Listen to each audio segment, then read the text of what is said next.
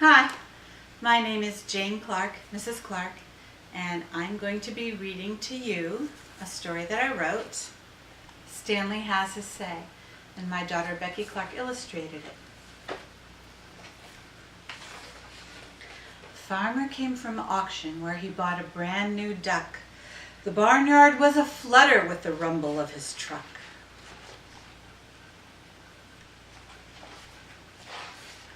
Ducks and ducklings gathered, each curious to see, would this new duck be trouble, as the head duck said he'd be?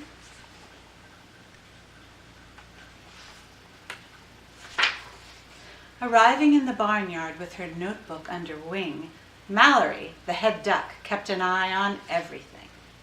When the crate was opened, what a stunning sight! The new duck was humongous, with feathers of pure white.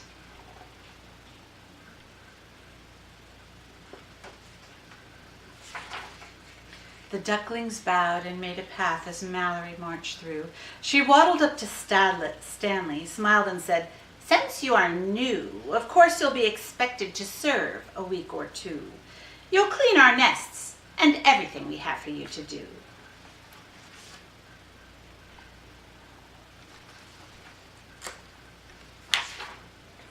All eyes turned to Stanley to see what he would say, but he just plodded to the barn to start his long workday.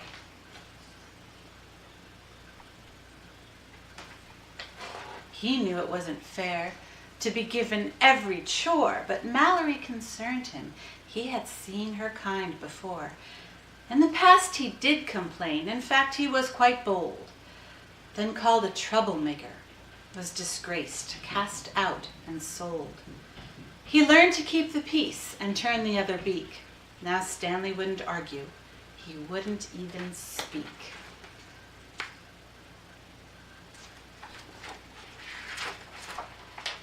Ducklings scorned and teased him by pulling pranks and tricks. They wrapped his beak in duct tape while he slept among the sticks. They poured a painty puddle all around his bed, so Stanley missed his breakfast and cleaned up paint instead.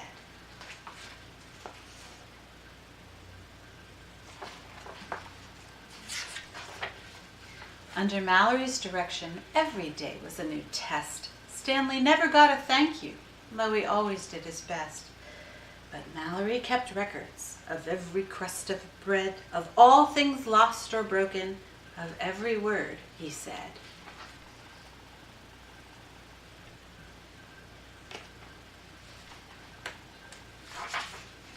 When all were down and dozing, she tiptoed to her nest. Stanley watched her hide the book, then closed his eyes to rest.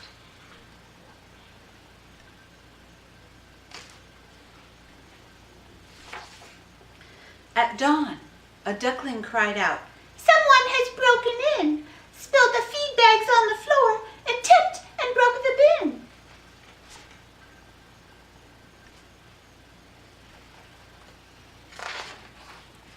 "A foul deed," said Mallory as she surveyed the sight. "But here's a clue," she cried, and waved a feather of pure white.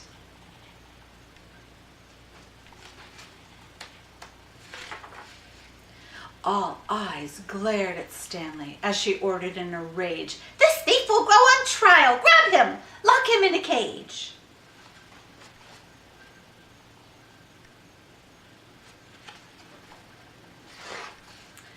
So he was caged and carried to the far end of the yard by the farmhouse, where the farmer's dogs were chained and standing guard.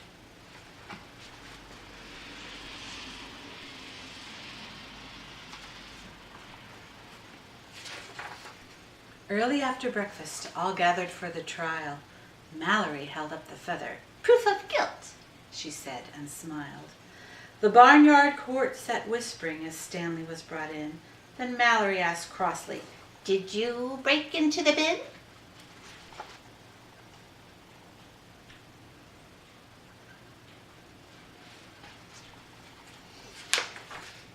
Stanley stood there silently, a teardrop in his eye. They would not believe the truth, and he wasn't going to lie.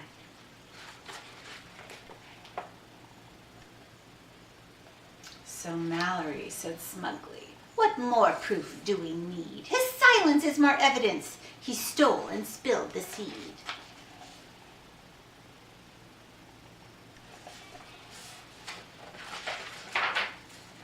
"I saw him," quacked a duckling, "when I got up for a drink, standing by the broken bin. At least that's what I think."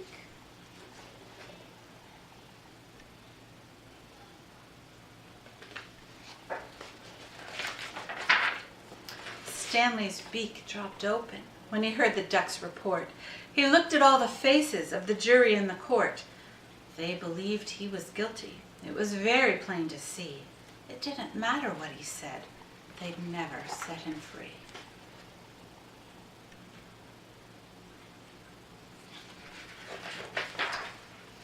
"He is guilty," cried the ducklings. "That is clear," said Mallory.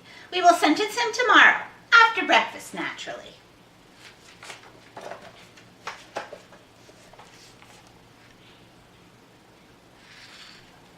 How awful, sighed the ducks as they led their ducklings back, that a drake would steal from ducklings grain and corn, right from the sack.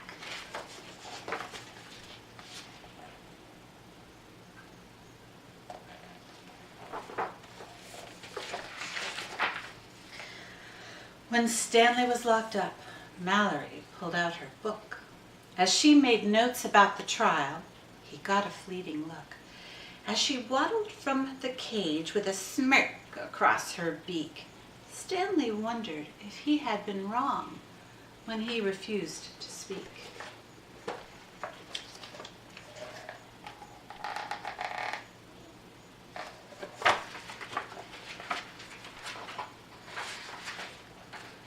The evidence, he realized, must be inside the book. If the truth would be found out, he'd need another look.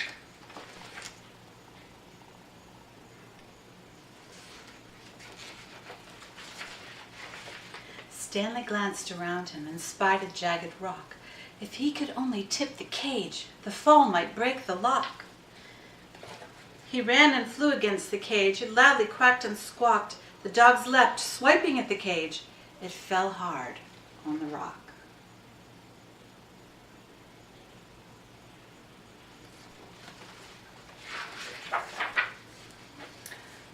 The door sprang open just in time for Stanley to break free.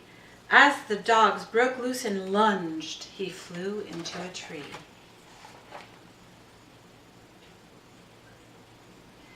At the clatter of the cage, the ducklings flocked outside. Their mothers chased them in again. "The dogs are loose," they cried.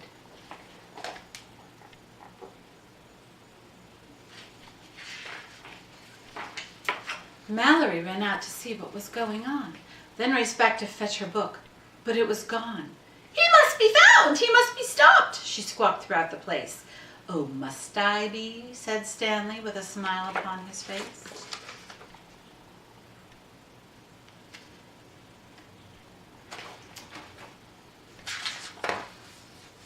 "I have right here," said Stanley as he held for all to see, "a book of plots and evil plans, the crimes of Mallory." A gasp went up throughout the barn. The ducklings tried to run. Their mothers held them back to hear the truth of all she'd done.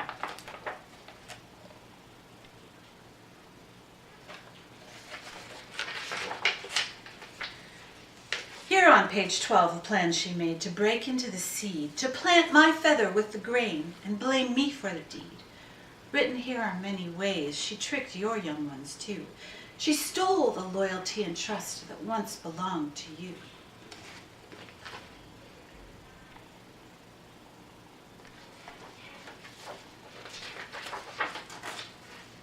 The ducks and drakes looked at the book, then turned to Mallory. "I only did what I thought best," she quacked defensively. "What's best for Mallory, you mean, not us," Stanley replied. "It seems we have another case here, waiting to be retried."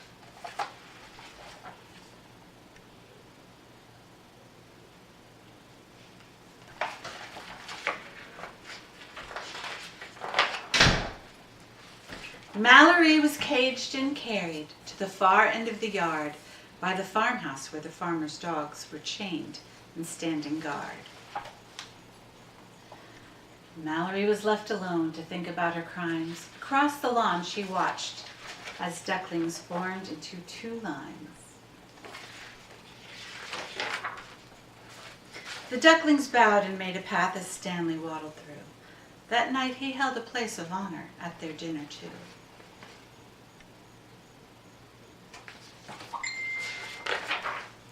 Stanley turned and told them, "When you're not sure what to do, I have found it's always right to fight for what is true." And the ducklings said, Us too. and that's the story. Stanley Has His Say. I hope you enjoyed it. Bye.